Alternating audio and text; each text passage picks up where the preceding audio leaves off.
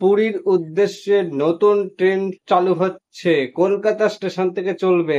চলুন জেনে নেওয়া যাক দুর্গাপুজো তো আর মাত্র কদিন বাকি। নিশ্চয়ই আপনারা প্ল্যানও করে ফেলেছেন কোথায় যাবেন। আর যারা প্ল্যান করেও টিকিট পাননি বা প্ল্যান করে উঠতে পারেননি তাদের জন্য সুখবর আজকে।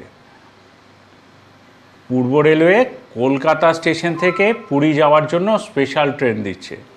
সেটি ৩রা অক্টোবর অর্থাৎ মহালয়ার পরের দিন থেকে ২৮শে নভেম্বর প্রত্যেক বৃহস্পতিবার রাত্রি ১১টা ৫০ কলকাতা স্টেশন থেকে যাবে পুরীর উদ্দেশ্যে। এই ট্রেনটি যেমন আঁদুল, খড়গপুর, বালাসোর, ভদ্রক, কটক এইসব স্টেশনগুলিতে দাঁড়াবে।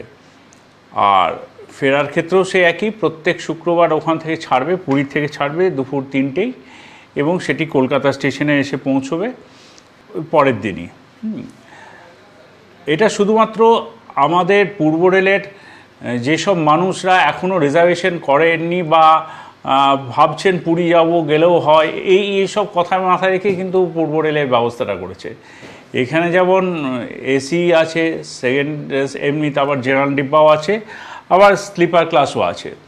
তো আর অযথা দেরি করবেন না, ফ্যামিলিকে জানিয়ে বা না জানিয়ে রিজার্ভেশনটা করে ফেলুন পুজোর সময় পুরী ঘুরে আসার জন্য।